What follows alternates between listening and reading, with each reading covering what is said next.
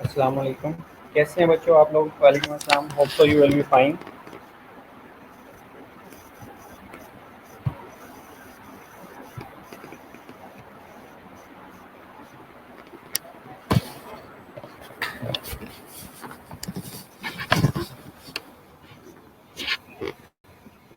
जज़ाकल्लाह बेटा, I am fine. आप सुनाएं, कैसे हैं आप ठीक हैं?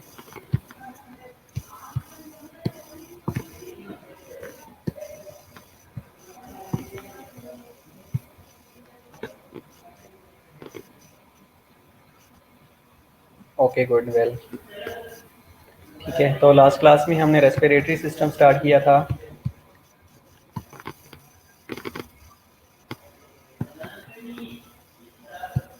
उसको कंटिन्यू करते हैं, क्योंकि हमारा रह गया था नोज और नेजल कैविटी के बारे में हम डिस्कस कर रहे थे। Well, okay, good, stay blessed बेटा।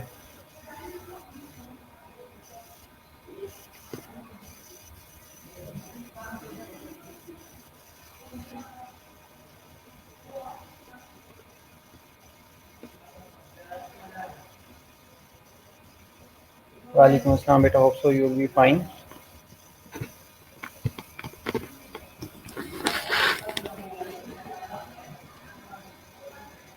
क्या क्या फंक्शन होते हैं? What are the different functions of respiratory system? हमने लास्ट क्लास में डिस्कस किया था। ये रेस्पिरेटरी सिस्टम के ये फंक्शन हो सकते हैं। तो आपको क्या लगता है कि रेस्पिरेटरी सिस्टम के क्या फंक्शन हो सकते हैं?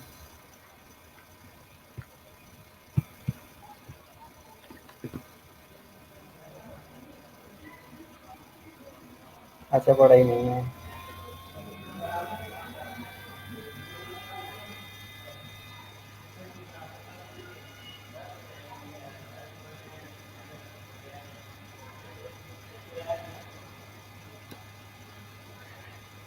कोई बात नहीं, नहीं पढ़ा है, it's okay.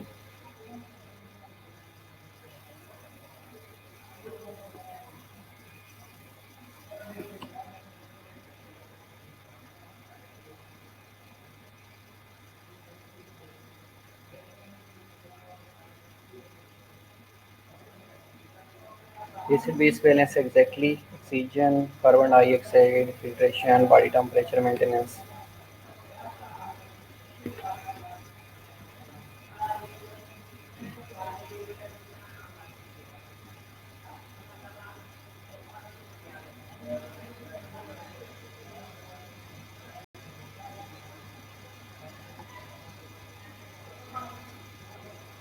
Okay, well. Phyto organism से भी प्रोटेक्ट करते हैं, एग्जैक्टली, इन्फेक्शन से भी बचा रहे होते हैं। Clean the blood from the extra. Okay, well.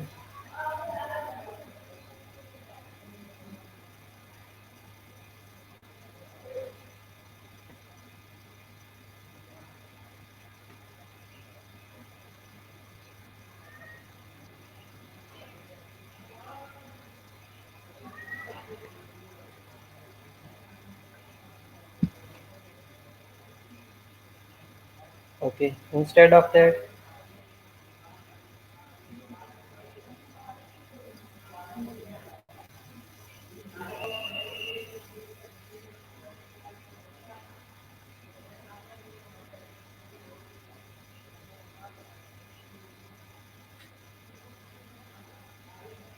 बाकी लोगों को बोलते हैं काइंडली ऑनलाइन हो जाएं।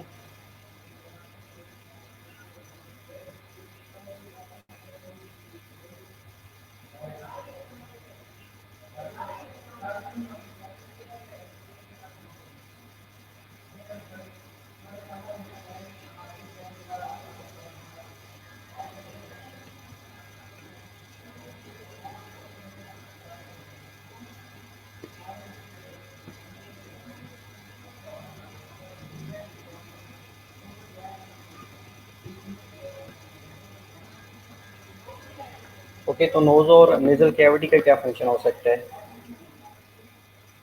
बेटा 15 सितंबर से इंशाल्लाह ओपन हो जाएंगे। वालेकुम अस्सलाम, hope so will be fine. शोर आ रहा है? शोर तो बेटा यहाँ पे नहीं है, बिल्कुल खामोशी है।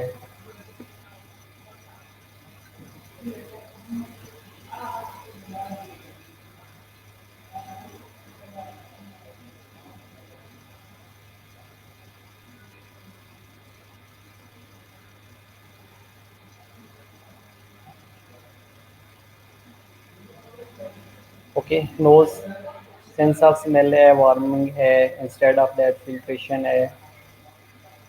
ओके वेल, इसके अलावा कोई और फंक्शन भी करता है?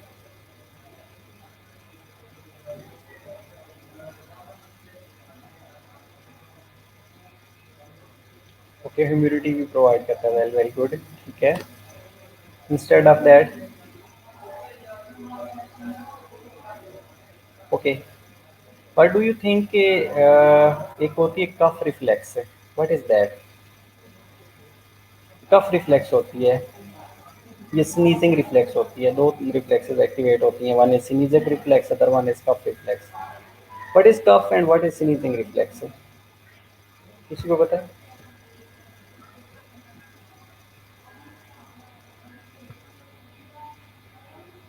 मोस्टली आप लोगों ने सुना होगा कि एक स्नीजिंग रिफ्लेक्स होती है, एक कफ रिफ्लेक्स होती है। What is that? Okay,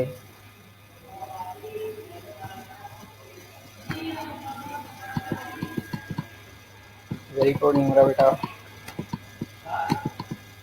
your contribution is always highly appreciated. Okay, what is sneezing reflex सैरिश?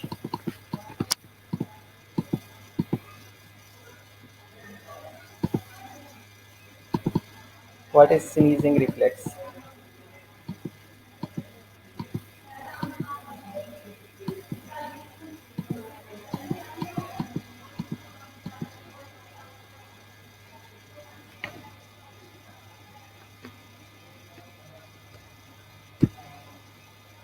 Okay, जब एयरवे के अंदर कोई इरिटेशन हो जाती है, ठीक है, इरिटेशन होती है, लेकिन कफ कैसी होती है?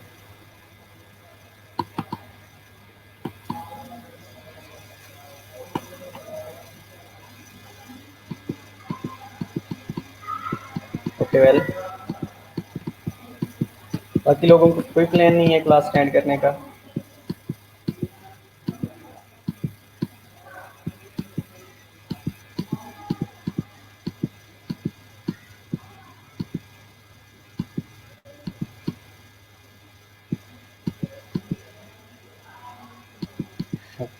बेटा छींका ना उर्दू है इसका, स्नीजिंग रिफ्लेक्स को।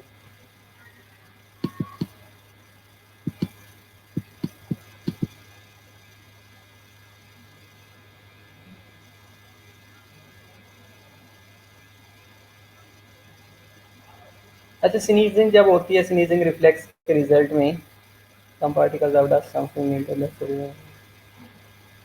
out. Okay, very good Saresh बेटा, ऐसे ही होता है कि जब नेजल मुकोजा के अंदर कोई इरिटेशन होना शुरू हो जाती है, इरिटेशन होने के रिजल्ट में कोई डस्ट पार्टिकल्स हो सकते हैं, वाट एवर कुछ भी हो सकता है, तो रिफ्लेक्स ट्रिगर होती है। रिफ्लेक्स ट्रिगर होने के रिजल्ट में आपकी इनहेलेशन इंक्रीज हो जाती है और आप फोर्सफुली एक्सेल आउट करते हो, जिसके रिजल्ट में वो फॉरेन पार्टिकल जो है वो एक्सपेल आउट हो जाता है। ओके, कफ का भी पता, अच्छा कफ में बताओ क्या होता है? Very good.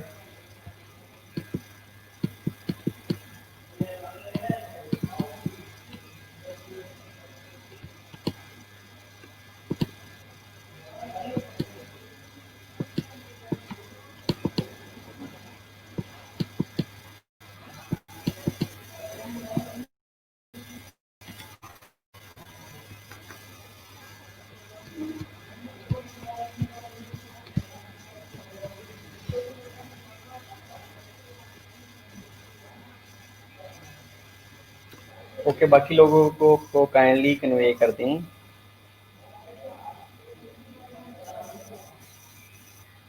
जल्दी से ऑनलाइन हो जाएं, सो दैट हम नोट्स को कंटिन्यू कर लेते हैं। चलिए, आप लोगों ने ये बताया पहला कि नोज के अंदर नोज का ये फंक्शन होता है। Sneezing is basically protective reflex, irritation of nature. Okay, बिल्कुल ऐसे ही है मेरा बेटा, प्रोटेक्टिव रिफ्लेक्स होती है। आज हमने साइनसेस के बारे में भी डिस्कस करना है, लाइक पैरानेजल साइनसेस होते हैं, मिक्सिलरी साइनसेस होते हैं, सेंटर और स्पिनाइड साइनसेस होते हैं, ये स्मार्ट साइनसेस होते हैं, और इनके डिफरेंट फंक्शन के बारे में भी हमने डिस्कस करना है।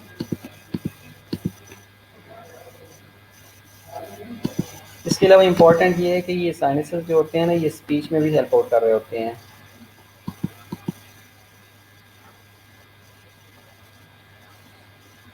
आपको पता है, आप जब रो रहे होते हैं तो आपकी आंखों से पानी नोज में आ रहा होता है। कभी सोचा ऐसा क्यों होता है? That is due to nasolacrimal duct,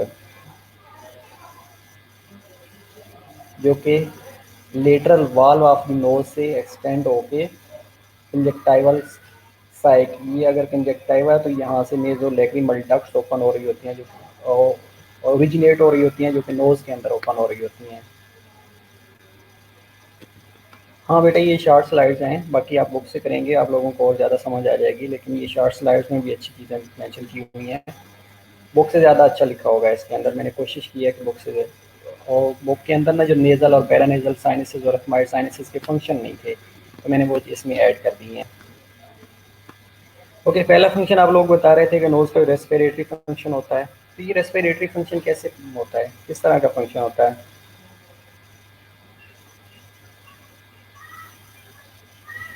अब जैसे ही नोज़ से एयर इंटर होती है, तो एयर के साथ तीन काम हो रहे होते हैं।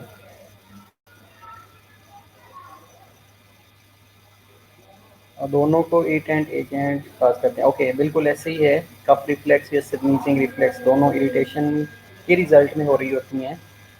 अब इरिटेशन नेजल मिकोजा के अंदर है या ओरल कैविटी के अंदर है या एयरवे के अंदर है।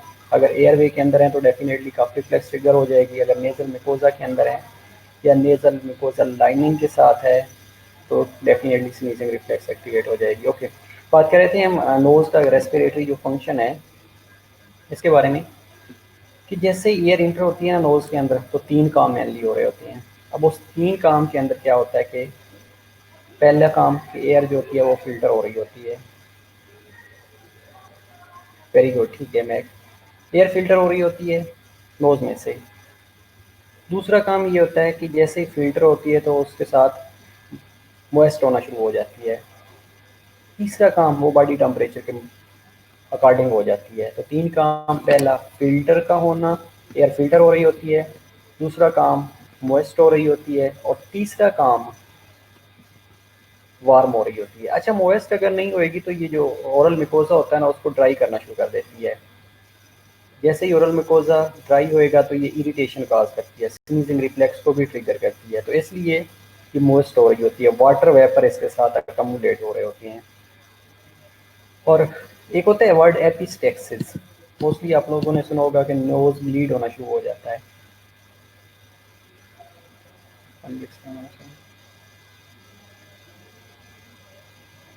ओके, वेरी गुड निमरा, ऐसे ही हो रहा होता है, ठीक है। अच्छा, एपिस्टेक्सिस के बारे में आपको बता रहा था कि ये क्या होता है, जिसको नोज ब्लीडिंग भी कहा जाता है। आपको पता है आपके नोज के अंदर स्मॉल स्मॉल कैपिलरीज पड़ी हैं, और बहुत ज़्यादा पड़ी हुई हैं।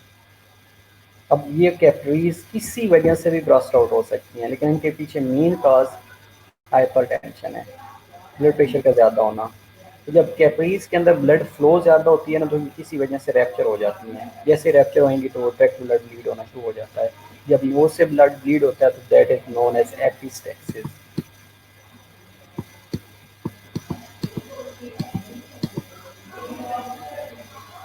अच्छा, वार्मिंग कैसे होती है? अगेन, वार्मिंग इसलिए हो रही होती है कि जो आपका मिकोजा है ना, उसको a broad supply of vascularity है, बहुत ज़्यादा ब्लड वेसल्स हैं। अब ये जो ब्लड वेसल्स हैं, जैसे ही इनके साथ एयर कंटेक्ट करती है, एयर कंटेक्ट करने के रिजल्ट में एयर वार्म होना शुरू हो जाती है। बेटा, हाई टेम्परेचर से भी हो जाता है। हाई टेम्परेचर अगेन एक काज है, हाई ब्लड प्रेशर अगेन एक काज है। नोज ब्लीड को एपिस्टेक्सिस कहा जाता है, ब्लड की वजह से, ज़्यादा ब्लड प्रेशर होने की वजह से।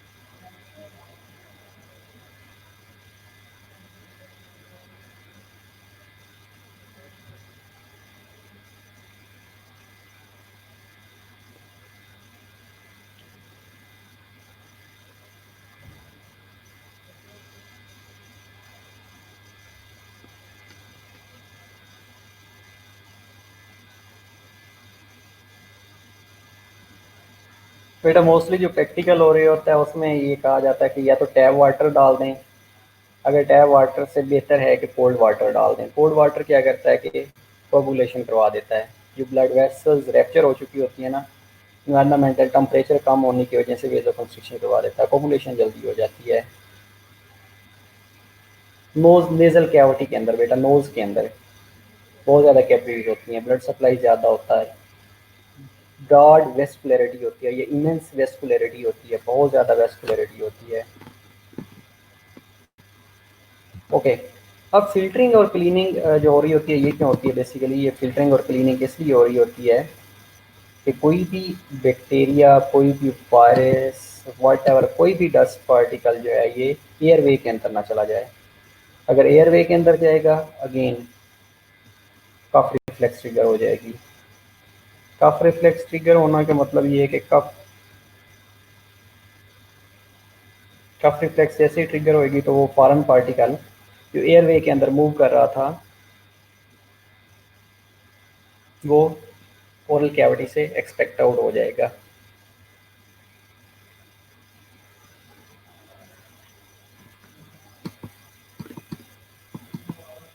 अब दो रिफ्लेक्स हमने डिस्कस किए हैं, तीसरा हमने एपिस्टेक्सिस के बारे में बात की है। एपिस्टेक्सिस नोज ब्लीड होता है,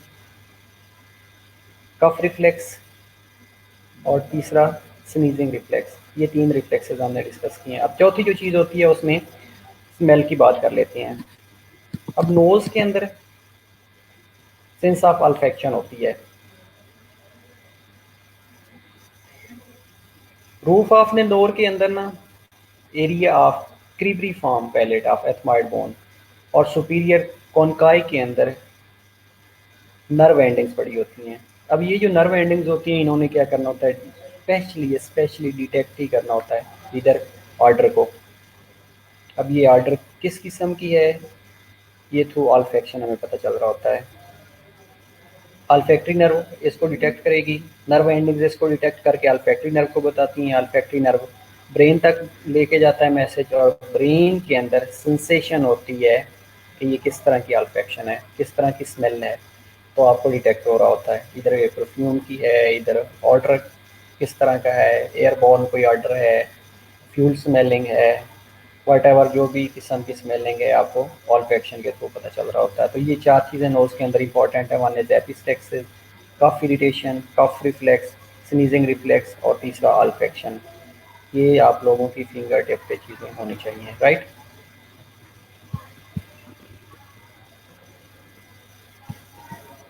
ओके, तो नोज़ क्या है, स्लाइड्स के ऊपर देखते हैं कि nose consist of external nose and nasal cavity, both are divided by ये septum into right and left half. अब ये जो मिड वाला एरिया है ना इसको सेप्टम कहा जाता है। ये आगे मैंने गूगल से ली हुई है पिक्स आप लोगों को शो करने के लिए कि इजीली अंडरस्टैंडिंग के लिए। नेजल बोन और कार्टिलेज होता है ऊपर।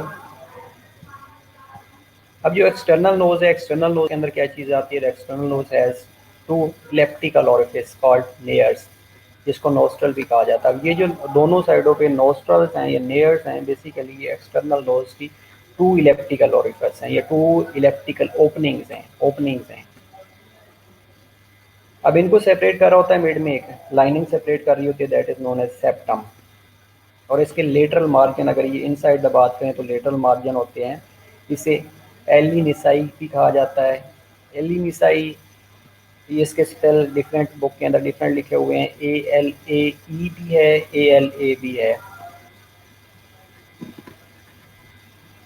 फिर नोज के अंदर आपने नोज ब्लीड को याद करना है, एपिस्टेक्सिस को, कफ रिफ्लेक्स को, स्नीजिंग रिफ्लेक्स को और अल्फेक्शन को। अल्फेक्शन का मतलब होता है कि sense of smell, sense of smell किस तरह की है, ऑर्डर किस तरह परसीव होता है, गॉट इट, ठीक है।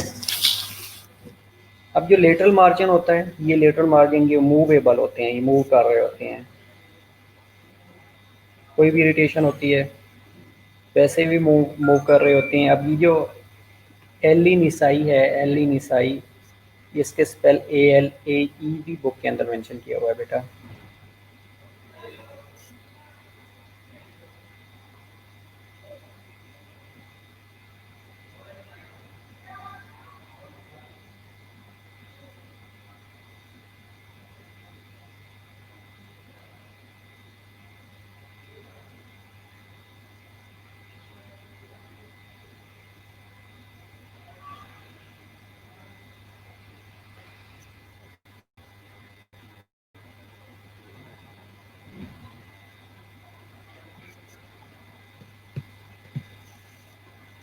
ओके, एक्सटर्नल नोज ये एक एरिया दिया गया है, सबसे ऊपर आपको जो एज नज़र आ रहेगा इसका रूट है।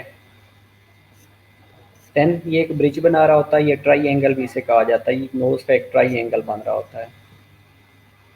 डोर्सम निसाई है इस एरिया को, एपिक्स है ये टिप वाली जो बात है, और ये एली निसाई की जो ओरल और ओरिफिस है, ओपनिंग है इसकी। और एक ये बैर वाली जो ओपनिंग है इसको एलर नेजल सिल्कस कहा जाता है। इंटीरियर नेयर्स नोस्ट्रल कहा जाता है, मिड वाला सेप्टम्स है, और ये जो एरिया होता है इसको कहा जाता है फिल्ट्रम, PHILTRUM, फिल्ट्रम कहा जाता है। ये जो पार्टीशन कर रहा होता है सेप्टम के सामने वाला जो एरिया होता है उसको फिल्ट्रम कहा जाता है। ठीक है, इसमें इंपॉर्टेंट आपने ये फिल्ट्रम याद रखना है, नेजल सेप्टम याद रखना है, इंटीरियर नोस्ट्रल्स या नेयर्स को याद रखना है, एपिक्स याद रख सकते हैं। बेटा नेम याद करने कंपलसरी ऐसे हैं कि आप लोगों को पता होना चाहिए कि ये यहाँ पे है। अब जिस तरह ये फेल्ट्रम है, आप लोगों को पता होना चाहिए कि फेल्ट्रम इस एरिया को कहा जाता है, नेजल सेप्टम इस एरिया को कहा जाता है, एपिक्स इसकी ये है टिप, नेजोफेशियल एंगल ये है। अब ये जो ट्राई एंगल बन रही होती है इस तरह की, ये गूगल से मैंने ली है पिक आपको समझाने के लिए। ठीक है, एक्सटर्नल नोज जिसके अंदर जो framework of external nose is made up above by the nasal bones. अगर ऊपर वाला एरिया देखा जाए तो उसके अंदर नेजल बोन्स होती हैं, फ्रंटल प्रोसेस ऑफ मैक्सिला होता है और nasal part of the frontal bone होते हैं। इसके बिलो क्या चीज़ होती है, framework is form by plates of hyaline cartilage. Below अगर देखा जाए नीचे तो इसके अंदर प्लेट्स ऑफ हाइलन कार्टिलेज पड़ी होती हैं, और अबव अगर देखा जाए तो उसके अंदर नेजल बोन्स होती हैं, फ्रंटल प्रोसेस ऑफ मैक्सिला की, और nasal parts of frontal bone आ रही होती हैं।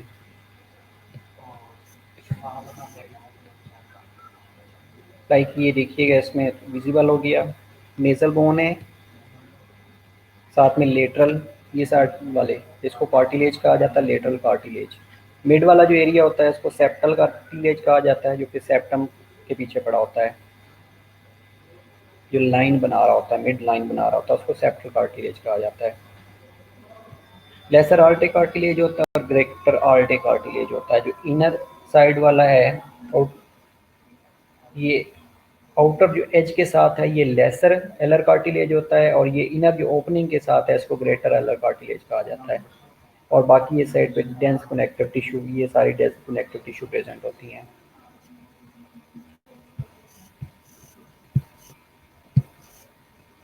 होप सो समझ आ रही होगी। ठीक है, blood supply of external nose किस तरह होती है। Skin of external nose is supplied by branches of ophthalmic and maxillary artery. अब मैक्सिला और जो आईज को सप्लाई कर रही होती है नर्व ब्लड वेसल्स, उन्हीं से नोज को ब्लड सप्लाई आ रही होती है। ओके अगेन बेटा एट द एंड हम अगेन इसको डिस्कस कर लेंगे, नॉट वरी। ठीक है, अब जो स्किन ऑफ एली है, ALAE भी लिखा हुआ है बुक के अंदर बेटा, and lower part of the septum are supplied by branches of facial artery. अब फेशियल थोड़ा टफ है, अच्छा बेटा इतना टफ नहीं है, ये जो पिक मैंने डाल दी है ना इससे आपकी ज़िंदगी आसान हो गई है समझाने में। अब ब्लड सप्लाई कैसे होती है, अब याद रखिएगा कि जो एक्सटर्नल नोज है उसके ऊपर ब्लड सप्लाई 3 तरह से हो रही होती है। अब 3 तरह से कैसे होती है, वन अफ्थाल्मिक का ब्लड सप्लाई हो रही होती है, अफ्थाल्मिक आर्टरी की ब्लड सप्लाई, अफ्थाल्मिक आर्टरी आई को सप्लाई कर रही होती है, उसकी एक ब्रांच इसको सप्लाई कर रही होती है। सेकंड मैक्सिलर आर्टरी की ब्रांच इसको सप्लाई कर रही होती है, और तीसरा फेशियल आर्टरी। अब डिवीजन कैसी हो गई है कि जो एक्सटर्नल नोज है, एक्सटर्नल नोज को 2 आर्टरी सप्लाई कर रही होती हैं, one is maxillary artery and other one is ophthalmic artery. अगर हम एल और लोअर पार्ट्स या सेप्टम की बात करते हैं तो that is supplied bye facial artery. जो फेस को सप्लाई कर रही होगी वो फेशियल आर्टरी, और फेशियल आर्टरी की सब ब्रांचेस जो होती हैं वो एल और lower parts of the septum को सप्लाई कर रही होती है। Very easy. नर्व सप्लाई कैसे होती है, अब इंफ्राट्रोक्युलर और external nasal branches of ophthalmic artery. और infraorbital artery branch of maxillary nerve. अब मैक्सिलरी नर्व और ऑफ्थाल्मिक नर्व से इसको नर्व सप्लाई हो रही होती है।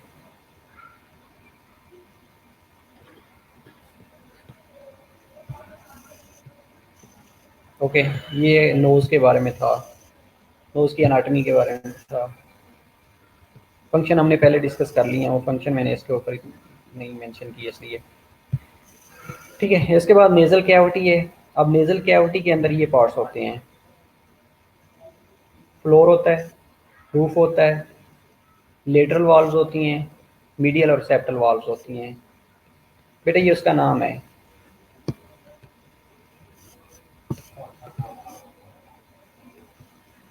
बेटा ऑप्थाल्मिक आर्टरी मेनली सप्लाई कर रही होती है आई को, लेकिन वो उसके आगे ब्रांचेस डिवाइड हो रही होती हैं जो एक्सटर्नल लेयर को भी सप्लाई कर रही होती हैं।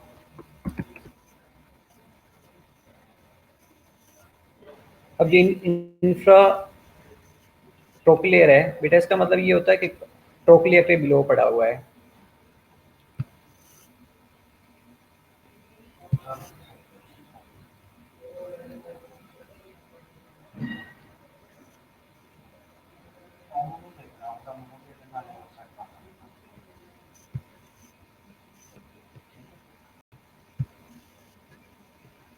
अब floor of the nasal cavity के अंदर क्या होता है? पैलेटाइन प्रोसेस होता है, मैक्सिला होता है, हॉरिजॉन्टल प्लेट होती है और पैलेटाइन बोन्स होती हैं।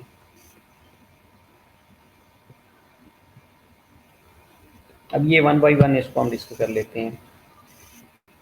Roof of the nasal cavity narrow होती है और it is formed by interior beneath the bridge of the nose by nasal and frontal bones.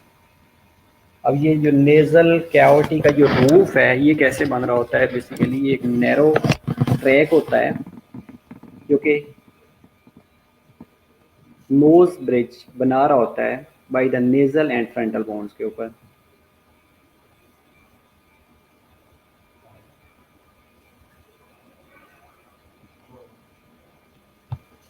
Middle में by cribriform plate of ethmoid bone से बन रहा होता है और इंटीरियर क्रेनियल फोसा के बीनीथ प्रेजेंट होता है और posteriorly by downward sloping body of the sphenoid bone.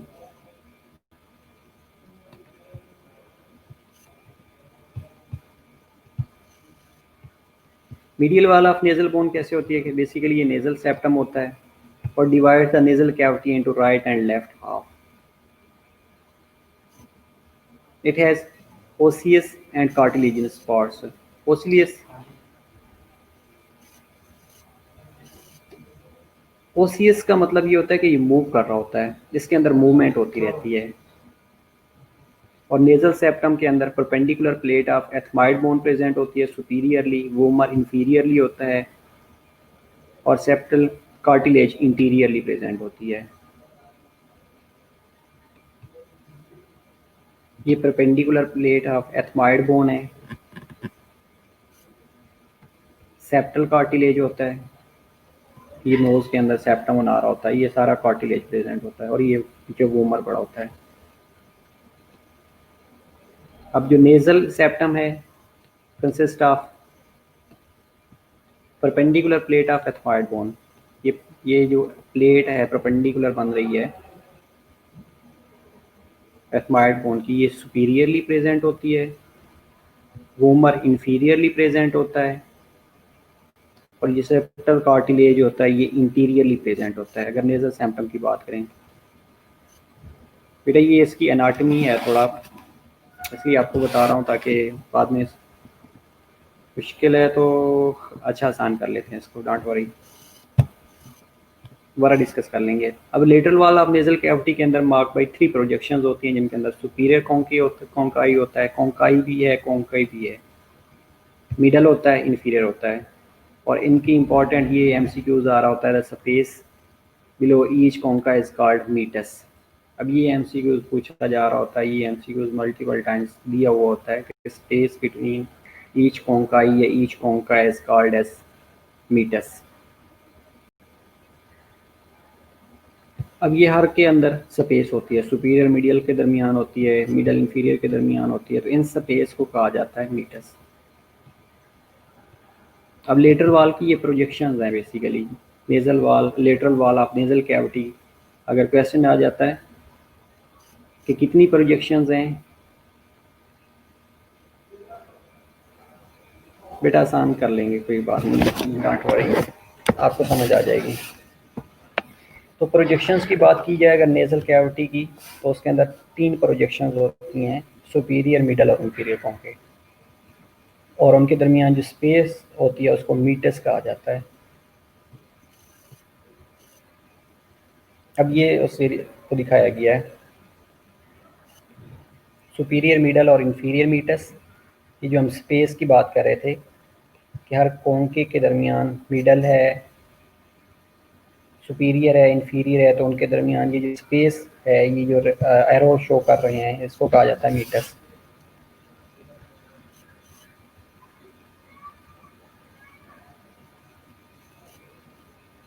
अब बुक से ठीक है, ओके बेटा, बुक से इसको कर लेंगे ना, डोंट वरी। सिर्फ ये स्लाइड्स मैंने आपको अनाटमी समझाने के लिए बना दी हैं, उसके बाद हम बुक से कर लेते हैं, nothing to worry. Ross and Wilson is more than enough for UHS, don't worry, ठीक है बेटा। ये नेम एटलीस्ट आपको आज नज़र आ जाएंगे ना, तो जब हम वहाँ से पढ़ेंगे तो आप लोगों को आसान लगेगा। अब एथमाइड बोन के बारे में हमने पहले भी कहा है कि एथमाइड बोन के अंदर सुपीरियर नेजल कॉन्केव और मिडल कॉन्केव आ रहा होता है, और इंफीरियर कॉन्केव नीचे पड़ा होता है, और इनके दरमियान जो स्पेस होती है, ये जो एरो शो कर रहे हैं, उनको कहा जाता है मीटस। मैक्सिलरी बोन होती है, पैलेटाइन बोन होती है, ये परपेंडिकुलर प्लेट से बना रही होती है, और ये स्फिनाइड साइनसेस स्फिनाइड बोन के अंदर प्रेजेंट होते हैं।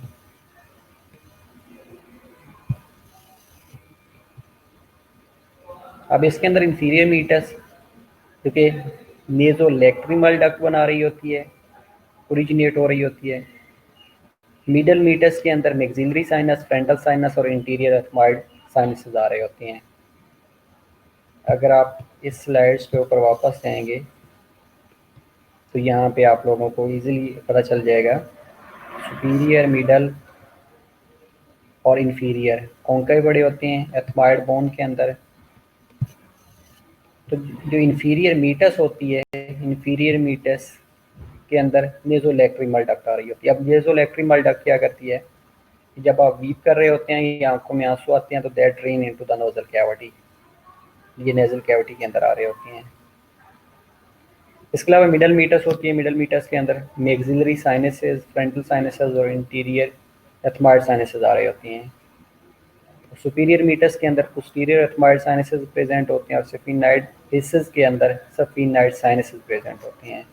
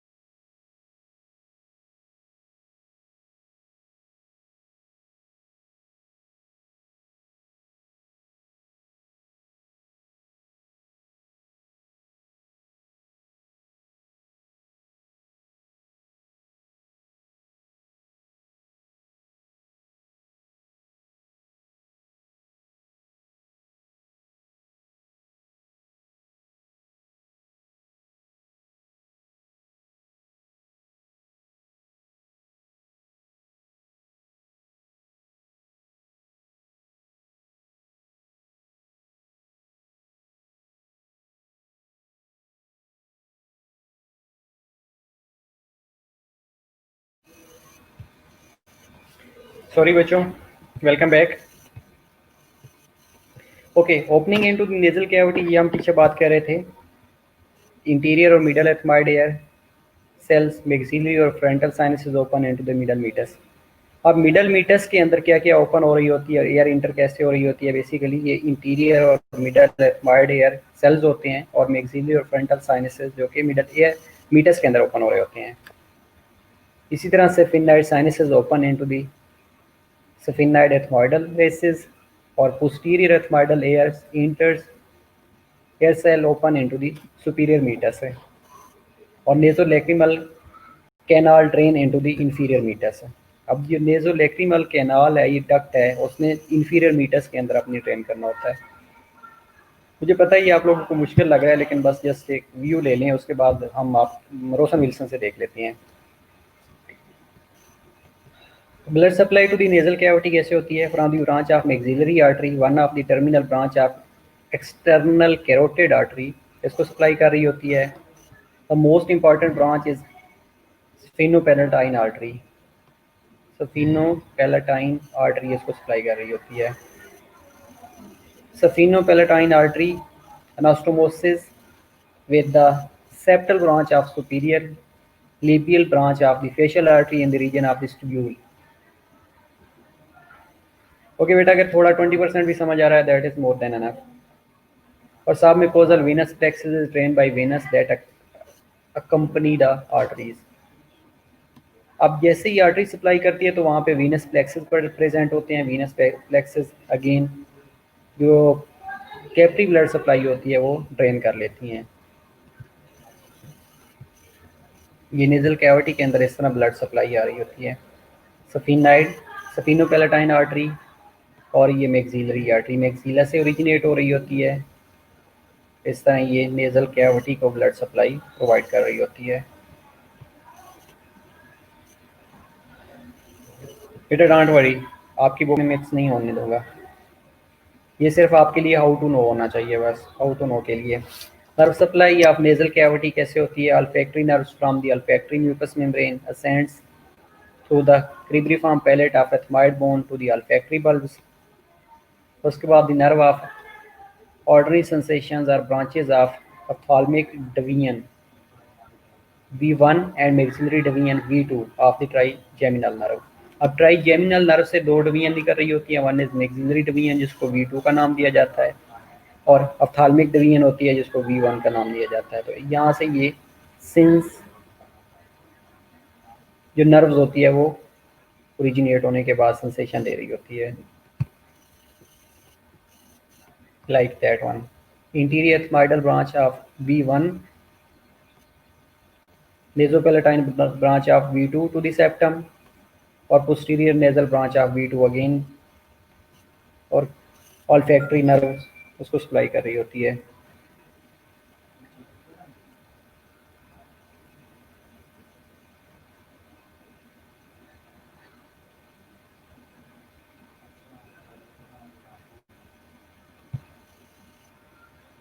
अब उसके बाद इसकी lymphatic ड्रेनेज कैसे होती है? The lymph vessels draining the vestibules and in the submandibular nodes।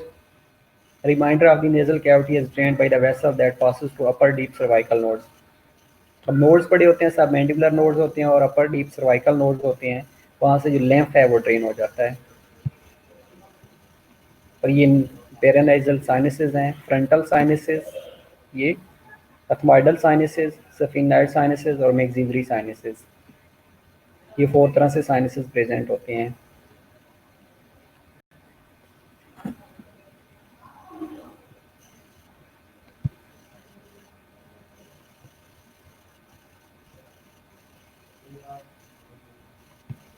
Branches के नाम है बेटा, ब्रांचेस के नेम है।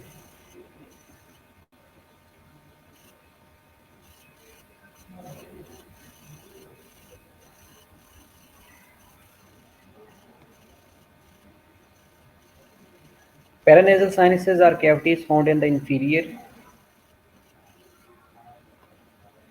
of maxilla, frontal, सफनाइड और एथमाइड बोन के अंदर प्रेजेंट होते हैं। They are lined with the mucoperiosteum and filled with the air। They communicate with the nasal cavity through the relatively small apertures. Small openings होती हैं, उनके थ्रू ये कम्युनिकेशन कर रही होती हैं. Sphenoid sinuses, frontal sinuses, ethmoid sinuses और maxillary sinuses.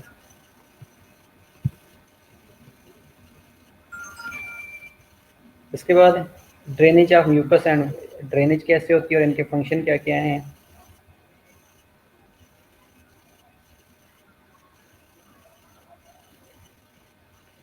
The mucus produced by mucous membrane is moved into the nose by ciliary action of columnar cell, or drainage of mucus is also achieved by spawn action creating during the blowing of the knows. जैसे he knows blow हो रही होती है तो उसके साथ ये drainage हो रही होती है.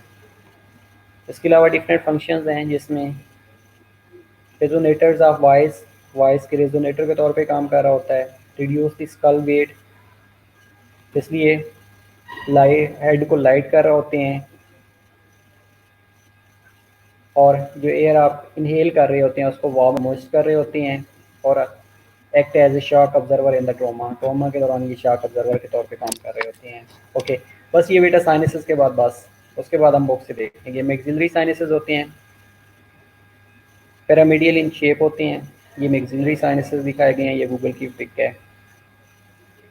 पेयर्ड और सिमेट्रिक होते हैं, दो होते हैं, सिमेट्री के साथ होते हैं. Located within the body of maxilla behind the skin of the cheek. Cheek के बिहाइंड मैक्सिला की स्किन में ही प्रेजेंट होते हैं. Roof is formed by the floor of the orbit, ये वाली जो आई की कवरिंग होती है that is known as orbit. And floor is related to roots of the second premolars and first molar teeth. Premolar और first molar teeth के साथ इसकी रूट्स बन रही होती हैं. The maxillary sinuses open into the middle meatus of the nose. Middle meatus of the nose के अंदर मैक्सिलरी साइनसेस ओपन हो रहे होते हैं. फ्रंटल साइनसेस होते हैं, फ्रंटल साइनसेस सिमेट्रिकल होते हैं, रेयरली सिमेट्रिकल होते हैं. फ्रंटल बोन के अंदर प्रेजेंट होते हैं और बोनी सेप्टम के थ्रू इनको सेपरेट किया जा रहा होता है. ये बोनी सेप्टम है, इसके थ्रू ये सेपरेट हो रहे होते हैं. ईच साइनस इज रफली ट्राइएंगुलर, रफली एक ट्राइएंगल बना रहे होते हैं.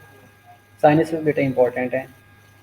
ईच साइनस इज रफली triangular, extended upward above the medial end of the eyebrow and backward into the medial parts of the roof of the orbit, और open into the middle meatus, और middle meatus के में ये open हो रहे होते हैं.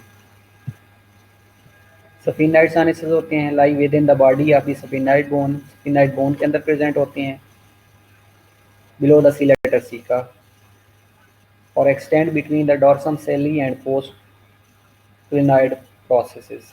Opens into sphenoethmoidal traces above the superior conchi, और दे आर इंटीरियर, मिडल और पोस्टीरियर होते हैं. एथमॉइड बोन के अंदर प्रेजेंट होते हैं between the nose and orbit, और इंटीरियर और middle drain into the middle nasal meatus. Posteriorly drain into superior और नेजल मीटस, और separated from the orbit by thin plate of bone so that infection can readily separate from the sinuses into the orbit. इसलिए अगर इनका sinusitis हो जाता है तो ये इन्फेक्शन आई की तरफ इजीली स्प्रेड हो सकता है. And that's all. बस ख़त्म हो गया है. आप लोगों के लिए बहुत सरप्राइज था ये नोज़ और नेज़ल कैविटी के बारे में. ठीक है, अब आपकी अगर बुक से इंशाल्लाह हम नेक्स्ट क्लास है हमारी थर्सडे को आपकी बुक से देख लेंगे इंशाल्लाह. डोंट वरी कि बुक के अंदर क्या क्या चीज़ें मेंशन की हुई हैं. ओके, अटेंडेंस लगवा ली. बाकी लोगों को कहें क्या अटेंडेंस शो कर दें, पढ़ना ना पढ़ना उनकी मर्ज़ी है, लेकिन यूएचएस आप लोगों को नहीं छोड़ने वाली, ये बात याद रखिएगा. नेक्स्ट हम क्लास में नोज़ और फेरिंग्स के बारे में डिस्कस करेंगे. ठीक है, फेरिंग्स हो गया, लेरिंग्स हो गया, जितना कर सके ये हम इंशाल्लाह डिस्कस करेंगे.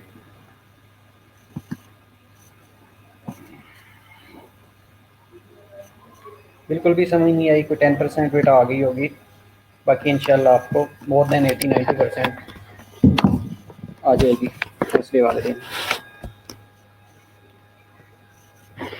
बाकी लोगों को बोल दें कि अटेंडेंस अपडेट करवा दें.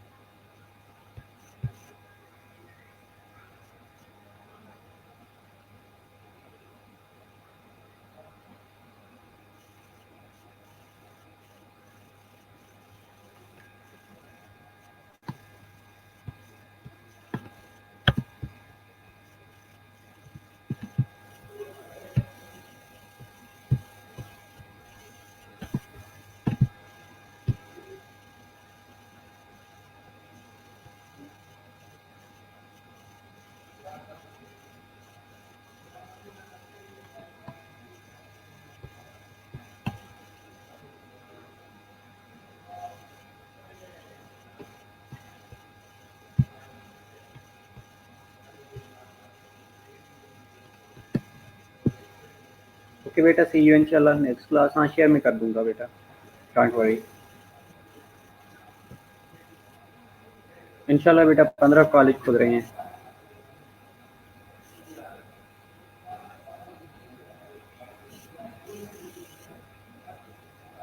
एग्जैक्टली बेटा, मैं वहीं से आपके जो नेम शो हो रहे थे वहाँ से मैंने अटेंडेंस मार्क की है।